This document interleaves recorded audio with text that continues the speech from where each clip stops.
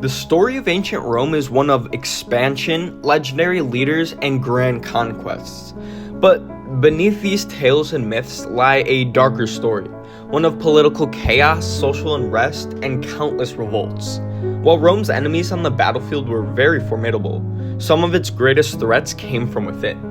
I came across a fascinating Wikipedia article listing all the revolts, uprisings, and rebellions spanning Rome's 1,000-year history, from the early days of kings being overthrown to the deposition of the final emperor.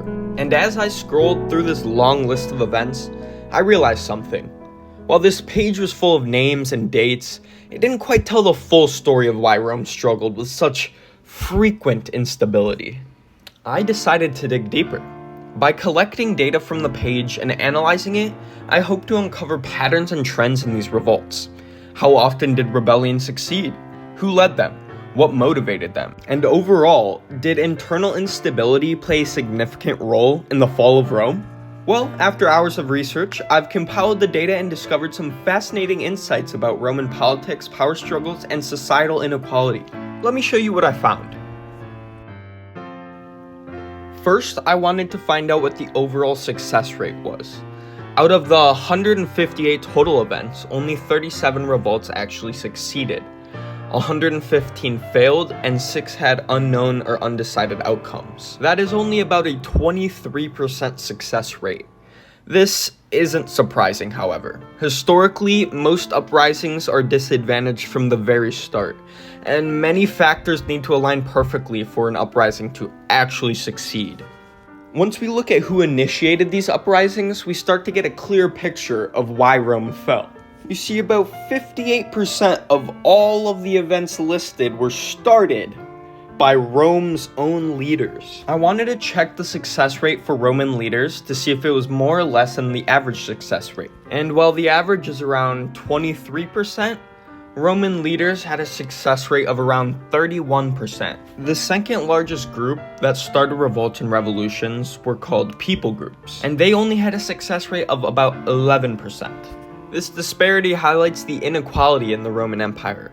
Revolts led by elites were far more likely to succeed, while non-Roman parts of the empire were frequently overlooked and exploited by politicians for personal gain. But I wanted the data to back up this claim, so I looked into motivations. About 60% of the events listed had political gain as their main motivation, with the other 40% motivated by actual issues people had with the empire. To understand why so many revolts were politically motivated, we need to talk about Julius Caesar. Caesar set a new precedent for gaining power in Rome. He played his cards perfectly, establishing a true political empire. After his assassination, his legacy created waves across the Roman world. Ambitious men sought either revenge or to imitate his career, setting the political framework for future uprisings and civil wars.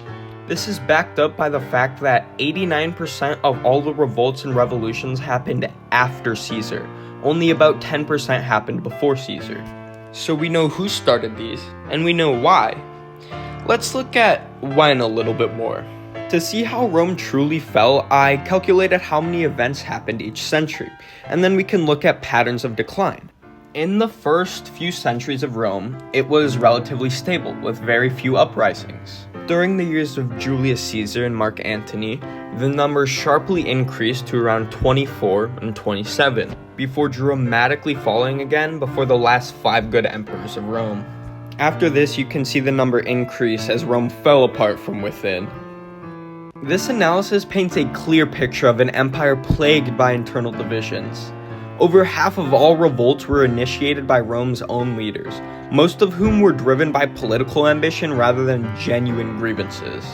The success rate of revolts led by Roman elites was nearly 3 times higher than that of conquered people groups, reflecting the deep-seated inequality in Roman society. After Caesar's time, Rome became a battleground for power-hungry elites.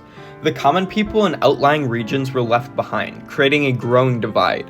Trust in the government eroded, and discontent spread throughout the empire. As political instability worsened, leaders prioritized personal gain over the welfare of the state. In the end, it wasn't external enemies that brought Rome down. It was the endless cycle of internal strife, rebellion, and betrayal. Despite its military might, the empire couldn't survive the ambition of its own leaders.